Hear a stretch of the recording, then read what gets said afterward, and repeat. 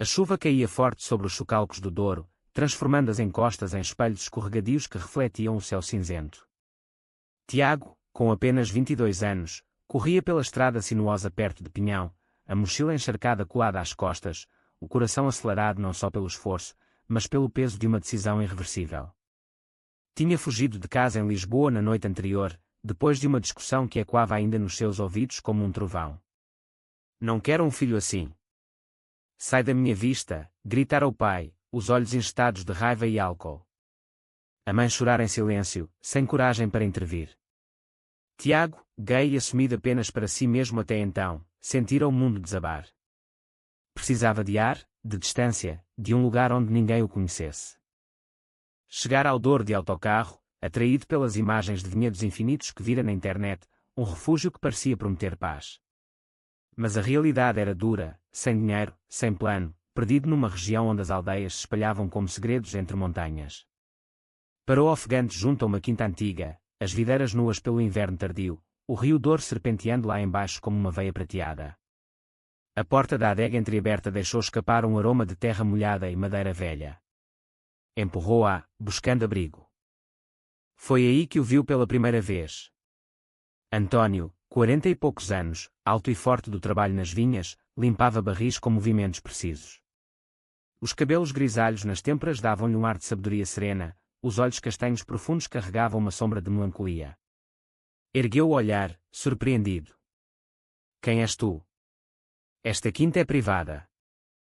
Tiago hesitou, a água pingando do cabelo. Desculpe.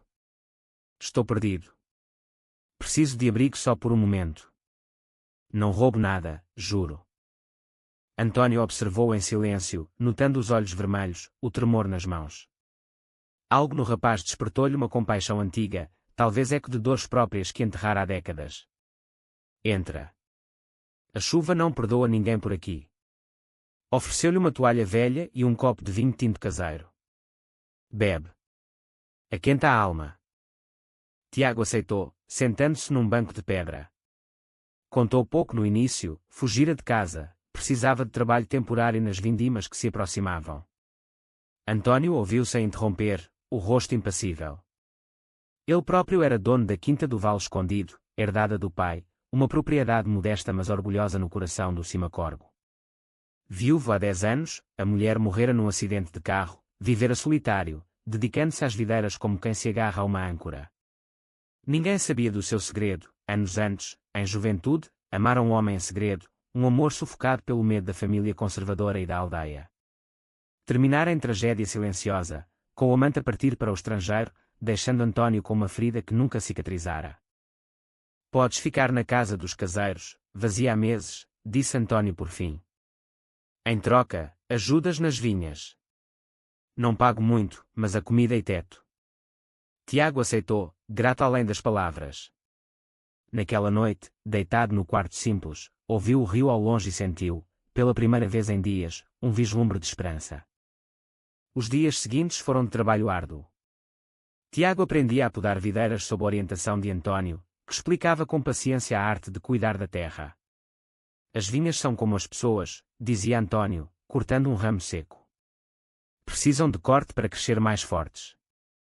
Tiago ria, mas sentia a profundidade daquelas palavras.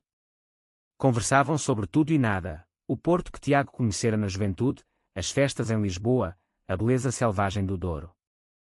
António falava pouco do passado, mas os silêncios entre eles eram confortáveis, como velhos amigos. Uma tarde, enquanto colhiam uvas tardias, Tiago escorregou numa encosta lamacenta. António correu, segurando-o pelo braço, os corpos próximos por um instante longo demais.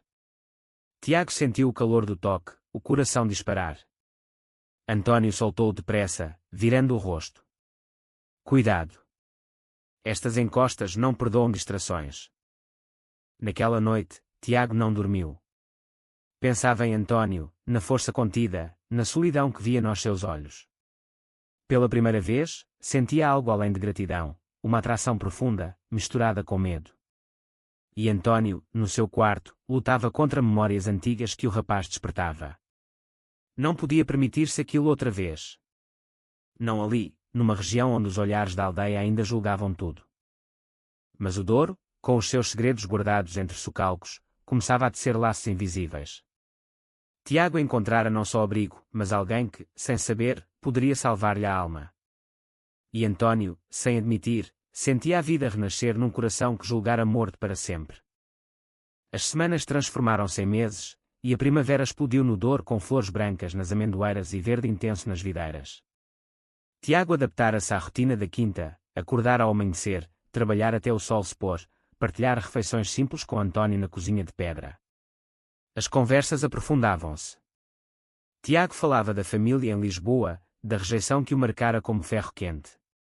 Eles acham que ser gay é uma escolha errada, uma vergonha. O meu pai disse que preferia um filho morto a um assim. António ouvia, o rosto endurecido pela empatia. As pessoas temem o que não entendem. Aqui no Douro, as tradições pesam como estas montanhas. Mudam devagar. Mas não contava o seu próprio passado. Guardava-o como um vinho velho, temendo que, ao abrir, perdesse o sabor. Uma noite, após um dia exaustivo, sentaram-se no terraço com vista para o rio. António abriu uma garrafa especial, um vinho do Porto Antigo. Para celebrar a tua ajuda. A quinta nunca esteve tão cuidada. Tiago sorriu, os olhos brilhando à luz das estrelas. Não é só trabalho. Aqui sinto-me vivo. Pela primeira vez. O álcool soltou línguas. Tiago confessou mais, namoros breves em Lisboa, escondidos, cheios de medo. Nunca tive alguém que me aceitasse de verdade. António sentiu o peito apertar. A vida reserva surpresas. Às vezes, o que procuramos está mais perto do que pensamos. Os olhares cruzaram-se, carregados.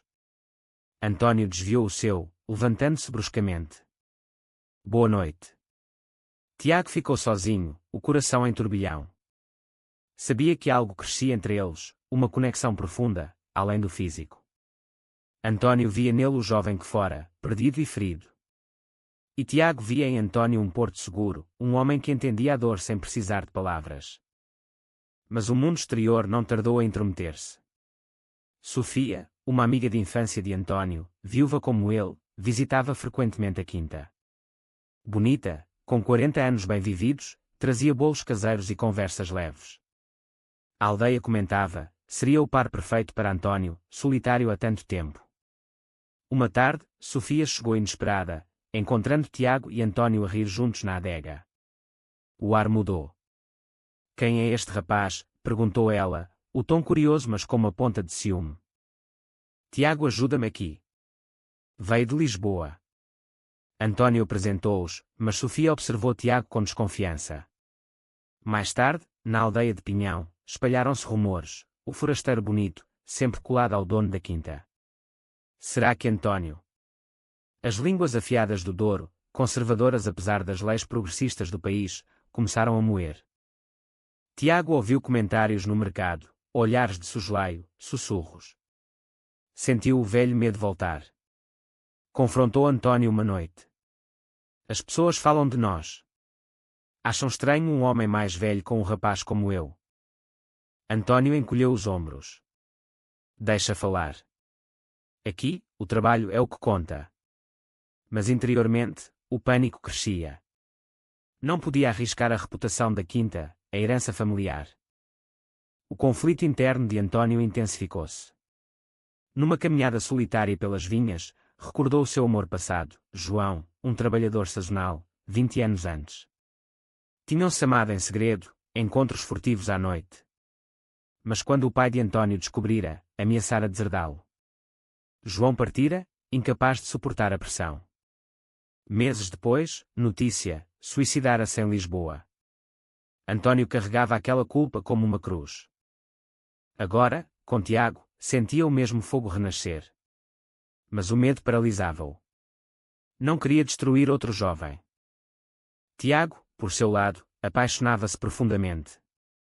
António era mais que mentor, era o homem que o via inteiro, com defeitos e desejos.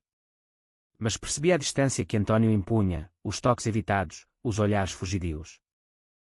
Uma crise surgiu quando o pai de Tiago ligou, tendo descoberto o paradeiro através de amigos. Volta para casa, ou corto-te de vez. Tiago recusou, chorando no telefone. António ouviu da porta, o coração partido. Naquela noite, abraçou pela primeira vez, num gesto de consolo. Não estás sozinho. O abraço durou mais que o necessário. Os lábios quase se tocaram. Mas António recuou.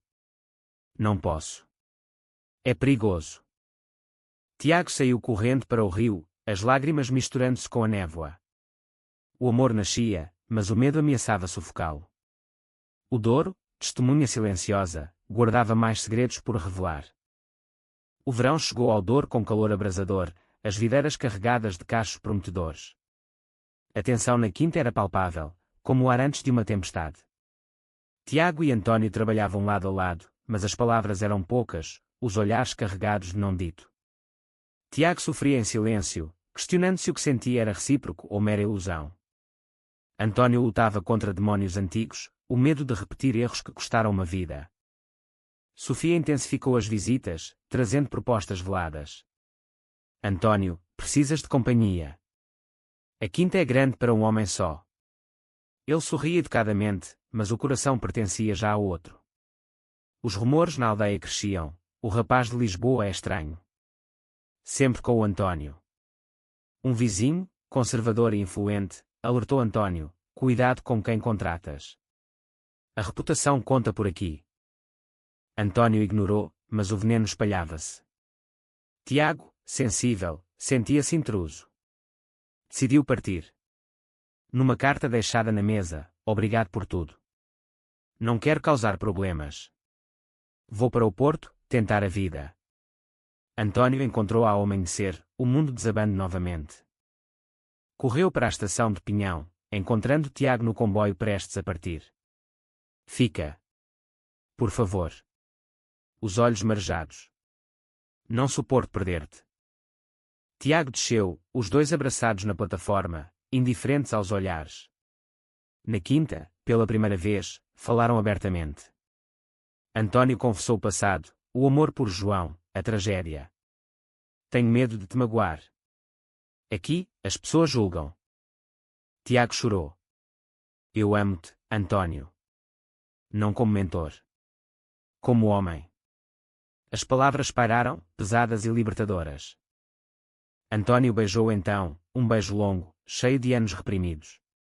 Naquela noite, partilharam o quarto, não corpos, mas almas. Conversas até alta madrugada, promessas de enfrentar o mundo juntos. Mas o conflito externo explodiu. Sofia, magoada ao perceber a verdade, espalhou rumores abertamente. António vive com o rapaz. É anormal. A aldeia fervia. Clientes potenciais cancelaram compras de vinho. Um grupo de homens bêbados apareceu na quinta, gritando insultos. Saiam daqui, pederastas.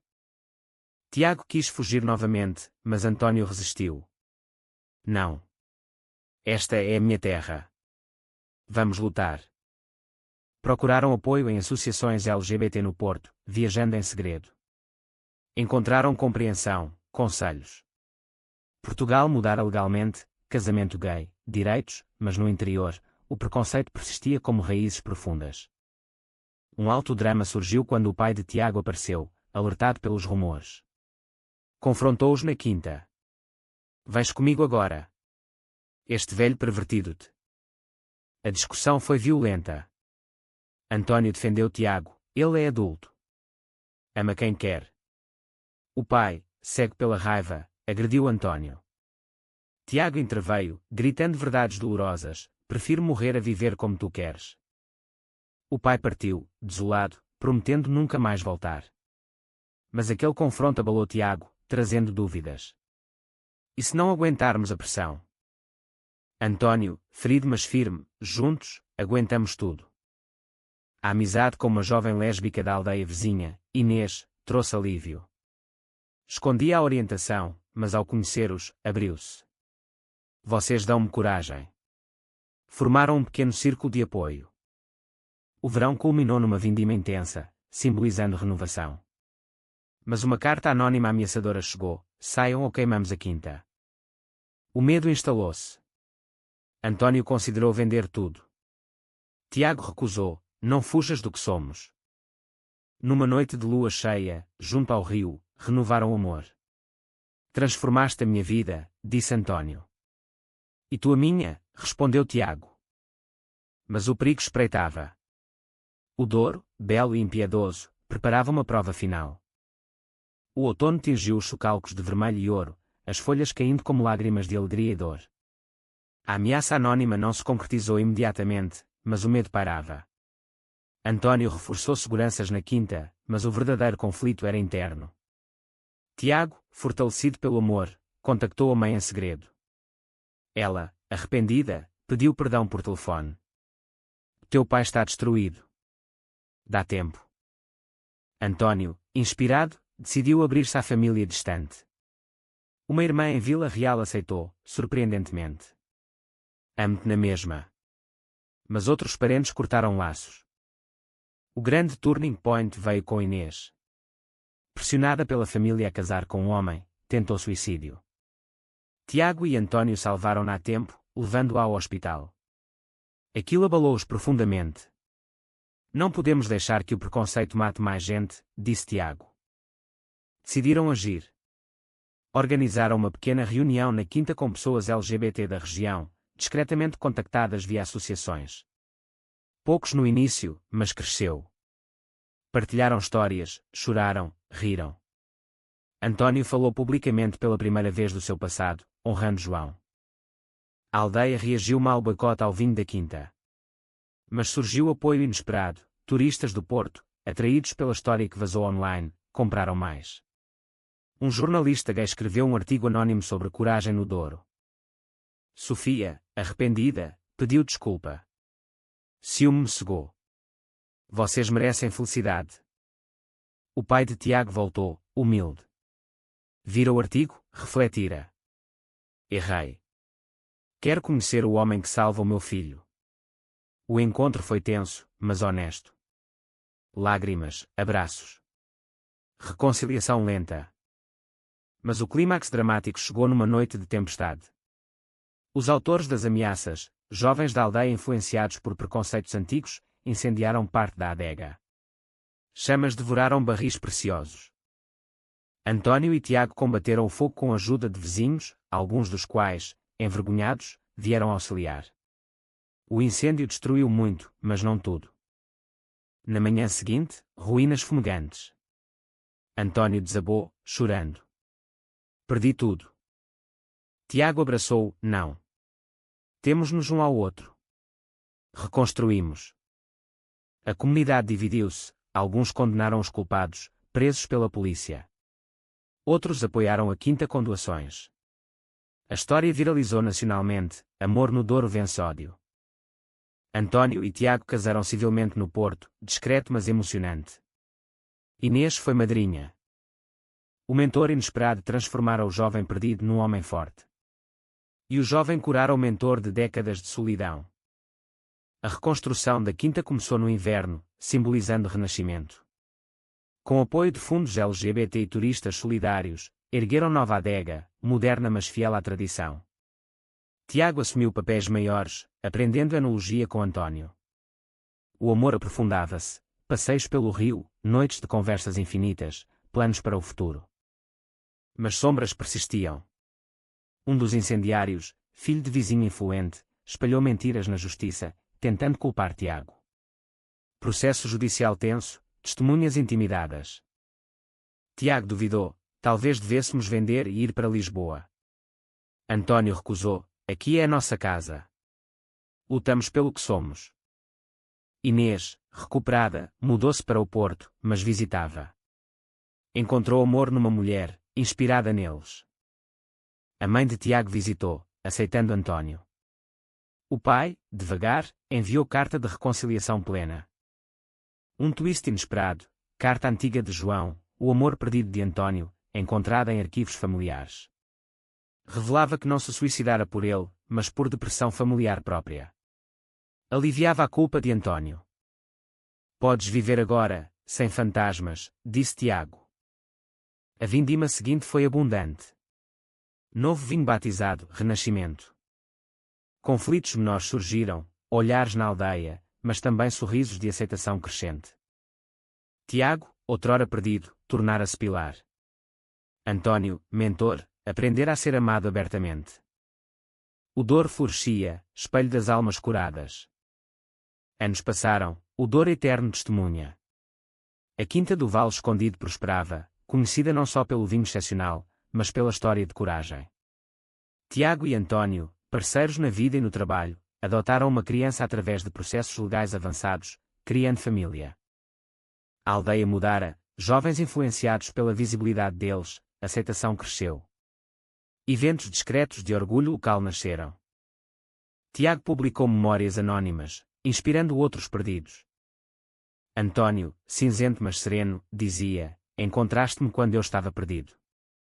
O amor superara preconceitos, mal-entendidos, tragédias. Transformara vidas. No terraço, ao pôr do sol, abraçados, para sempre. O jovem gay perdido encontrara mentor, amor, lar. O Douro guardava o segredo de um amor eterno, profundo, vitorioso.